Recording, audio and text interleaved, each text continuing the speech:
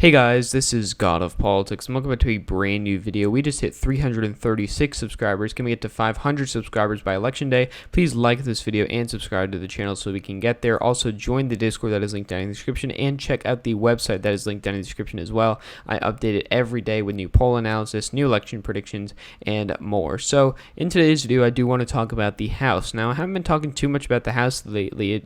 It's considered likely to save Dem in a lot of scenarios. I think Democrats are pretty likely to keep it. But what we've seen lately, are the Democrats in trouble? Are they, is there a chance they could actually lose the House because of what's happening right now? Now, part of what's happening right now is that the generic ballot is tightening to 5.7 it's at right now. If you look back just to a couple months ago, if you go back to July 8th, Democrats were ahead by 11 percentage points. That fell to around 8-ish percentage points. It stayed there for a while. Then it went to around the 6s up to 7, and now it is down to 5.7 percentage points. So that is down a lot, and we actually had some good polling services do some polls for the generic ballot. We had Monmouth showing it at 4, USA Today showing it at 6, Grinnell Seltzer showing it at 7, USC Dorsey showing it at 5, Economics Hugo 7, NBC News Washington, Wall Street Journal 5, NBC PBS Mars 6, and GU Politics Battleground 6 as well. So the general consensus is around 6 percentage points, but that is tighter than 2018. If we want to look back at the 2018 generic ballot, Democrats ended up winning by 8.4 percentage points. They were underestimated 1.1 percentage point in the polls. If we look back at 2016, Republicans outperformed at 1.7% and won by 1.1 percentage points. If you look at 2014, Republicans won by 5.7 percentage points, outperforming the polls by 2.3 percentage points. If you look at 2012, Democrats outperformed it by 1.4. That was a very close one. Democrats gained seats in that election. 2010, this was the very big wave year. Republicans won by 6.8 percentage points. The polls were off by 2.6 percentage points. Going all the way back here to 2008, Democrats won by 10.7 percentage points, with the polls underestimating them by 1.7. And finally, in 2006, Democrats won by 7.9, with the polls overestimating them by 3.7 percentage points. But the general gist of this is that, Democrats still have a pretty solid lead in the generic congressional ballot. They have a 6-point lead, which is almost as big as 2010. It's bigger than 2016, bigger than 2014, bigger than 2012, and almost bigger than 2010.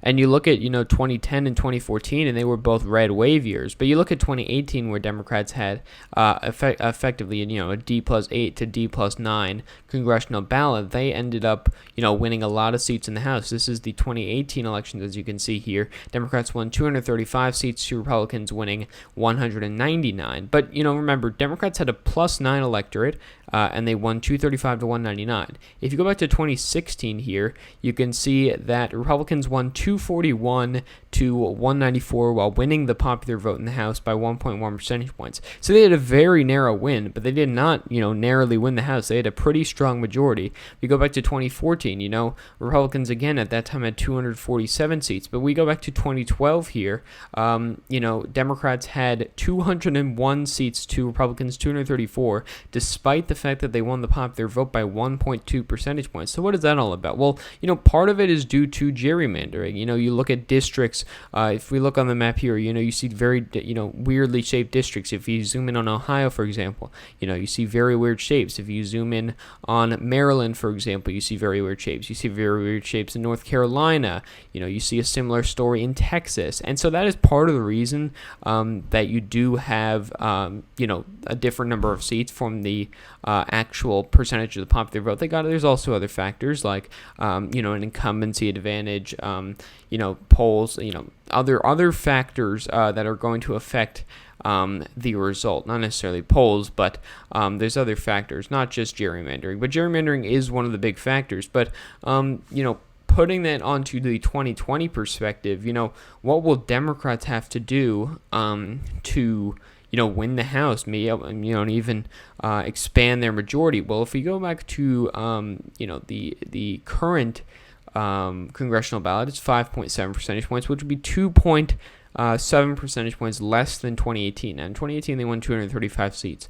There's a lot of seats that they barely won. Those seats could flip. And if we look at the congressional job approval, this is not just the House, this is also the Senate, but it is currently at 18.3 percentage point. It went up to around 30 percentage points, which was its highest level since, 2009.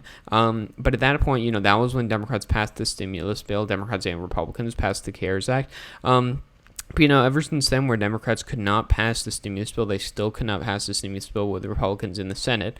Their approval rating has, tumbled. And that is part of the reason, I believe, at least, that the generic ballot is tightening.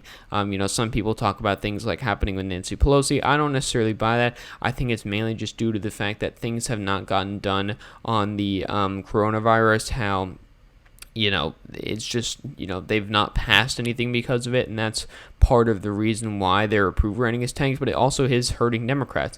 And, people say, oh, it's only tightened 1 percentage point, it's only tightened 2 percentage point. That could easily make a difference. Now, if we look on the YAPMS map of the House races, this is my current prediction for the House. 234 Democrats, 201 Republicans. So this would be a net loss of 1, compared to 2018, but they'd be gaining a couple due to the fact that there's open seats, flip seats like California 25, things like that. But, you look, assuming this is, say, a Democrat plus 7 ballot, and it tightens to Democrat plus 5, well, at that scenario, Republicans could flip New Mexico's 2nd District, they could flip Maine's 2nd District, they could flip some of these other tilt districts like Texas's 22nd District, they could also flip districts like New York's 2nd District down here, if we zoom in on this. So they flip a couple of the seats, and then you see Democrats, their majority is not as strong anymore. It's only 230 to 205. And then if you really go out on a limb, say, Republicans could flip Georgia's 7th seat. That's another tilt seat.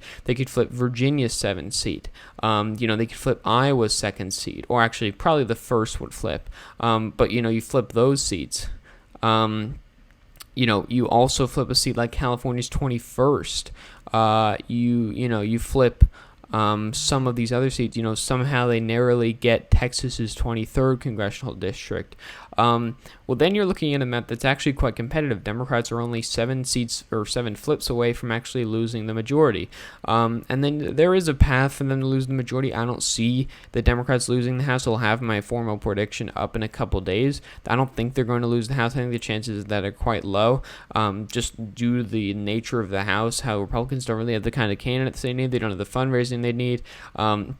The opportunities are just not there for them. And, when they redo the maps next year, we'll see how that turns out for Republicans. But at least for right now, their chances of taking back the House are slim. Even if the generic ballot were to tighten, to D+2, D+3, they'd probably only lose, maybe an Iowa seat, maybe a Michigan seat, maybe one of the New York seats, maybe even the New Jersey seat as a stretch.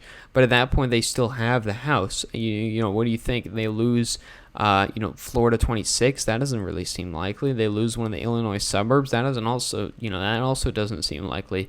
And so Democrats are pretty certain, in my opinion, to keep the House. I wouldn't say it's 100%, but I would give them a very strong 95+% chance of keeping the House. So the generic ballot tightening won't affect this election too much. It is something to note because Democrats could lose a couple seats. I have some seats that are very close right now, such as Maine's 2nd District, New Mexico's 2nd District, New York's 2nd District, Georgia's 7th District, could be quite close at this point. So those could be seats that kind of teeter in the balance of, going to the Republican Party, going to the Democratic Party. That depends somewhat on the generic ballot. But again, like I said, things like gerrymandering matter too. Democrats are up 6 points on the generic ballot, but like Joe Biden's lead, Joe Biden could win the popular vote and not win the House. You could have a similar story for Democrats in or Joe Biden could not win the Electoral College. You could have a similar story for Democrats in the House where they win the popular vote by around 3 percentage points, but they lose a lot of seats. So we'll see how that turns out in the end. Overall, again, I think Democrats will keep the House. I think it's pretty certain, but I will keep doing my predictions, and I'll have my prediction up in a couple days. So thank you all for watching this video. Please like this video and subscribe to the channel. Also join the Discord that is linked down in the description, and check out the website that is also linked down in the description. I update the website every day with poll analysis. I have my own polling average that's independent independent from RCP and 538 using the polls that are on RCP, and I believe it shows a better and more consistent state of the race than what they do. So you should check that out as well. And if you ever want to see my predictions, they are also there. So again, thank you all for watching this video, and I will see you guys later.